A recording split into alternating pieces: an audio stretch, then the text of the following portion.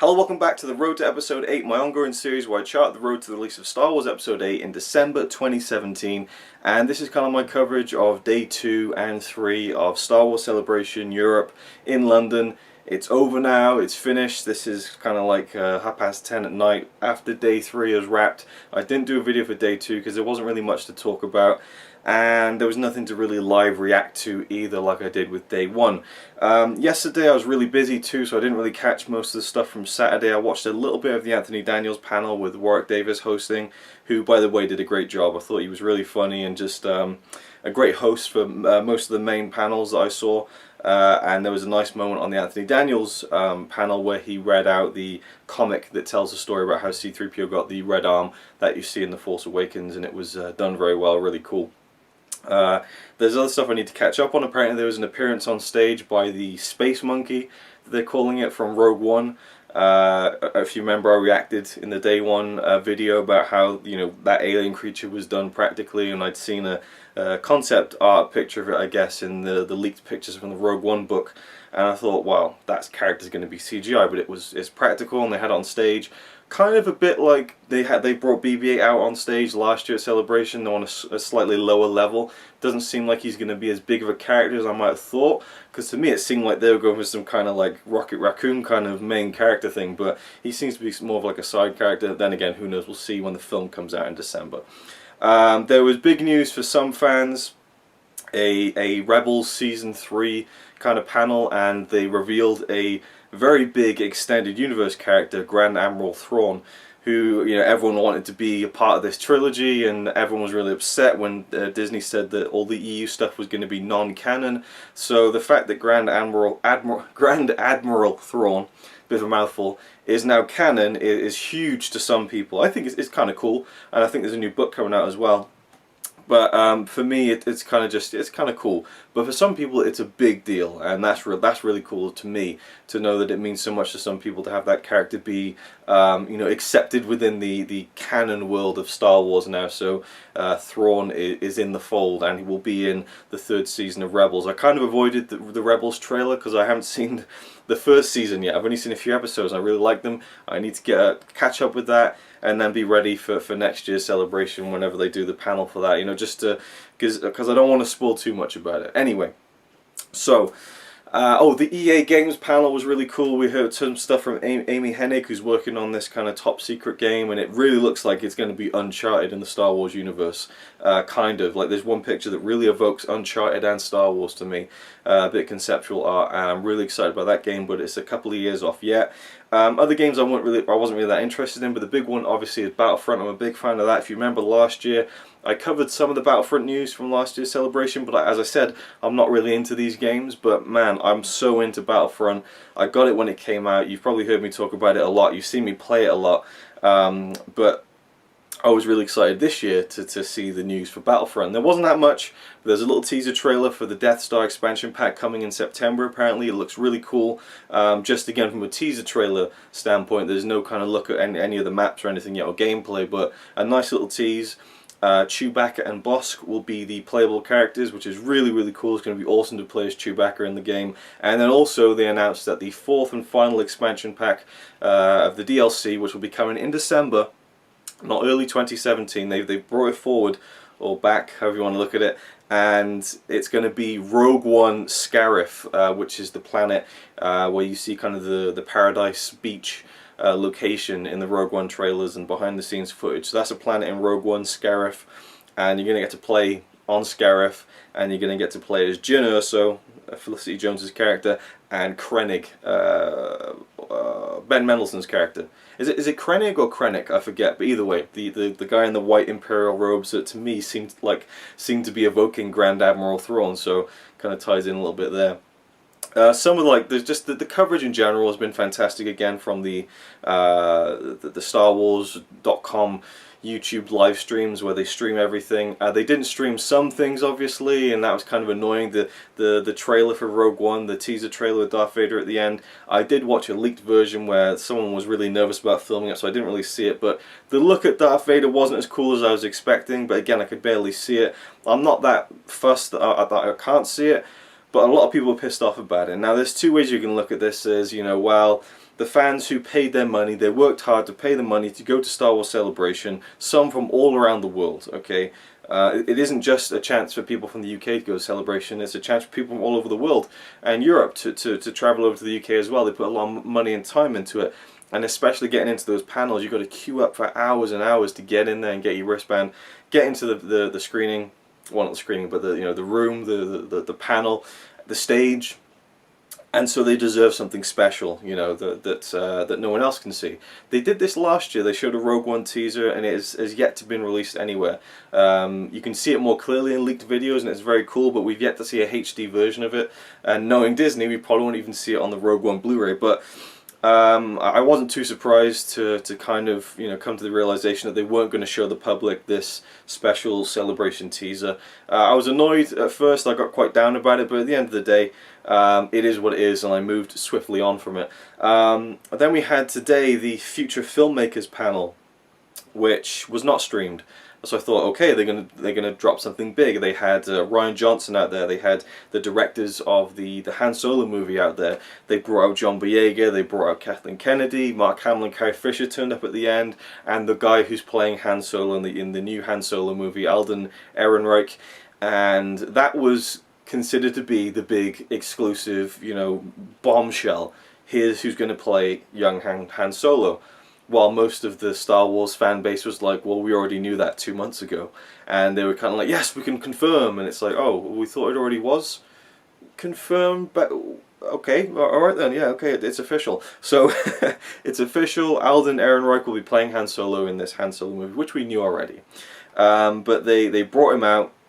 And I have to say, just seeing pictures of him on stage, he really did look a bit Harrison Ford-esque. And apparently John Boyega was like, man, he's got the Han smile. And he talked about how he did a screen test on the Millennium Falcon with Chewbacca, which was really cool. And also they said that he was the first person to audition out of 4,000 people, which is pretty incredible considering he got the part.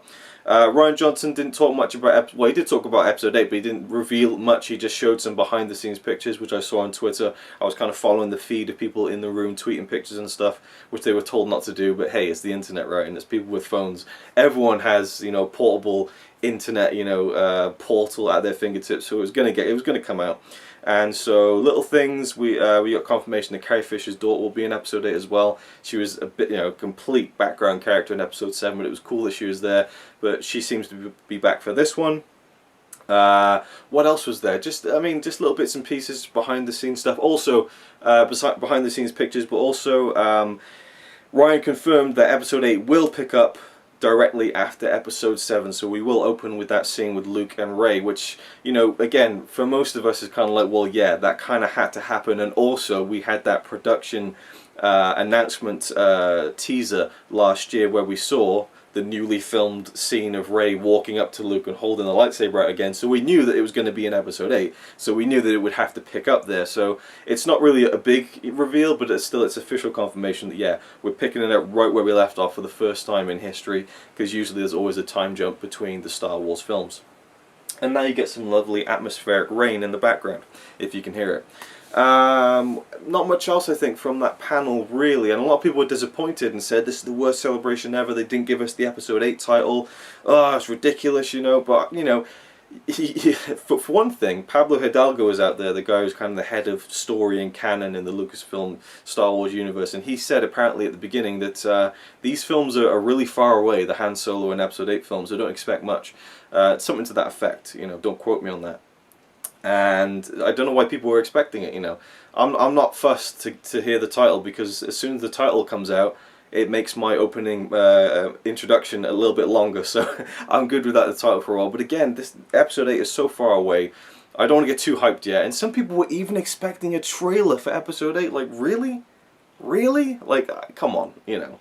I understand people were upset there wasn't more, and I must admit, considering that the panel wasn't streamed, it felt like something much bigger was going to come out. But still, you know, it was what it was. But it was cool to hear some of the bits and pieces. Gareth Edwards is making a cameo in Episode 8, and Rian Johnson is going to be in Rogue One. So the kind of the directors are kind of, you know, cameoing in their own films. It's like a director's currency in the Star Wars universe now. But it sounded very cool either way. And yeah, what else was there today? Today I watched a lot. I watched the Ray Park panel. I really didn't think I would. I just was kind of won over by his personality. He seems like such a cool guy. I'd heard, you know, years ago that he was charging money for autographs, and I thought, what a dick. And this is when I was a kid. So I've always had this kind of negative view of Ray Park for some reason that's been really unfounded, and he just seemed like such a class act. And I watched the whole thing. I think it was the Ray Park panel, and most of the Carrie Fisher panel, and the Mark Hamill panel were the only ones I watched all the way through. On Rogue One, obviously, but yeah, and Warwick Davis was great. You know, I just thought he was just really good at you know, his comedic timing, and also just kind of making it interesting and stuff. A little bit cheesy now and then. He does have that kind of what's that? You know, that kind of dad humor at times, I suppose, like with the cheesy kind of segments that he would do, but you know, you could tell he put a lot of effort into making it an enjoyable experience for the crowd, and I thought he did a top job. And also, one thing that I really liked was that there's loads of little tiny interviews going on throughout the live stream, outside of the panels conducted by other people, and there's like this Millennium Falcon set, and there's a crowd right there and stuff. Mark Hamill turned up and made a surprise appearance there yesterday. And today, Carrie Fisher made a surprise appearance to be interviewed by this female presenter who obviously was surprised that she'd turn up, and got kind of emotional and a bit teary-eyed and stuff, and you could tell it meant a lot to her to speak to Carrie Fisher, and she even said that you're like my hero, and Carrie Fisher said, well, heroine. But it was a really, really sweet moment, just a really heartfelt kind of, you could tell how much it meant to this woman to be sitting next to Carrie Fisher and talking to her, and talking to her dog as well, the legendary Gary. And that was another great one. Carrie Fisher's panel, she's great. She just doesn't give a flying fuck, and I love that. And she had a great kind of rapport with Warwick, and he again was a great host. So lots of fun Star Wars things, but there isn't much kind of new information. You know, there's little bits and pieces. You know, we saw the behind the scenes reel from Rogue One. I'll break that down in about a week or two's time. I need to rewatch that, because I was still a bit disappointed about there not being a trailer, and so I think I need to rewatch that and kind of enjoy it more, I think. But that's about it for Celebration. I can't think of anything else really. I just, yeah, it was really enjoyable. From a few people I've heard who went there, who I know, they weren't too impressed and didn't have a good time. There's lots of queues and not much to do if you weren't going into the panels, and you had to be there so early to get into them, and so it sounds like a mixed bag. But there were so many people there just enjoying being there and dressing up and stuff, and that was really cool to see, like all the clips of the people dressing up, and at the end of the show they had the closing ceremony and put together a nice video package of all the people who had dressed up and made it a really fun experience and things like that. And yeah, for me, I think that if I went, you know, it would really be to go meet Mark Hamill. That would be the big thing, you know, and that would be, I'd be fine then after that, and I just kind of wander around. I'd be perfectly happy to queue up for hours just to meet Mark Hamill. But other people I know who went there loved it, had a great time, so I don't know, but a lot of people are trashing it on Twitter, saying it was the worst one ever because there wasn't any big news, and I kind of feel like this generation is really spoiled. Like, you know, we need trailers, we need titles, we need, you know, new trailers. We want, you know, people are saying that, you know, oh, I hope they announce the Obi-Wan movie or the Boba Fett movie, you know, surely they're going to announce something huge. And it's like, guys, calm down, you know, we got Rogue One coming. That should be enough to kind of satiate us for a while. And then Episode 8, you know, and then we can start thinking about other films, you know. Let's not, you know, want Star Wars to turn into this super Marvel thing where it's like, right guys, here's the next 14 Star Wars films that are coming, you know. I like how they're taking things slowly, and they seem to be taking their time with things, and that can only be a good thing, I think. You know, I'm not at all disappointed that we didn't get a big trailer. I mean, we got the behind the scenes reel from Rogue One. That was fantastic, and people were saying, oh, apart from Grand Admiral Thrawn, we got nothing this year. Nothing. They gave us nothing. And it's like, you got a 4-minute or 3-minute behind the scene, you know, loads of stuff. And lots of little, you know, details from people. Rian Johnson also said that the amount of practical sets that they've used on Episode 8 is outrageous, which I love.